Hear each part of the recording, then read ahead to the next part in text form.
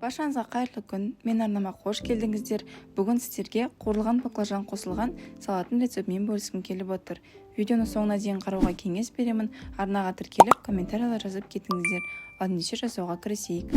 Салатты дайындау үшін ең алдымен баклажанның сыртын жуып, қабығынан тазартамыз.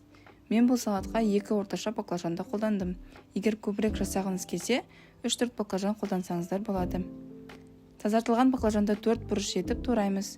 Өте қатты кішкентай қылып турамаңыздар. Өйткені қуырып жатқан кезде баклажанның көлемі біраз кішірейеді. Орташа қылып тураймыз.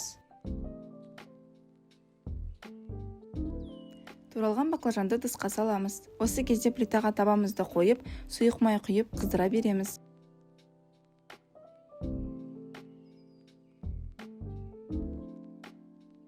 Туралған баклажанға жүгері крахмалын қосып, жақсылап араластырамыз. Крахмал қосу міндетті. Соның арқасында біздің баклажандарымыз қатырлақ болады.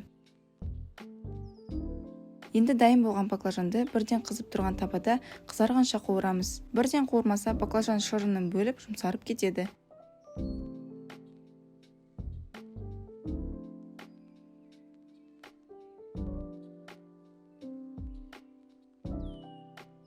Баклажан қызарып қуырылды. Енді ыдыстың бетіне қағаз сүлгі төсеп, сүзіп аламыз.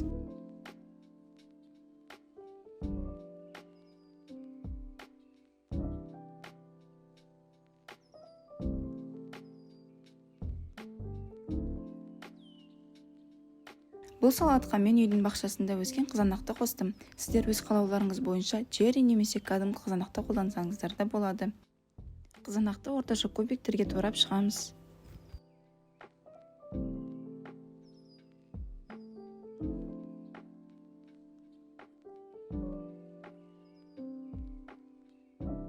Енді салатты жинай бастаймыз.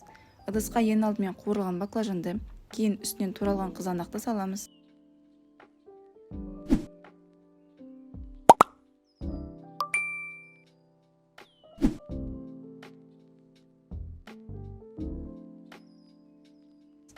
Дәмдірек болсын деп, сүзбелі ірімшікті қостым. Кішкентай қасықтың көмегімен үстінен саламыз.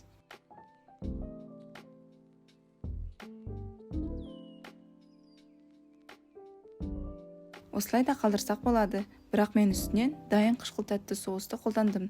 Бірақ бұл міндетті емес. Біздің салат дайын болды, үстінен қалауларыңыз бойынша кинза немесе петрушка сепсеңіздер болады. Мен кинзаны ұсақтап турап, үстінен септім.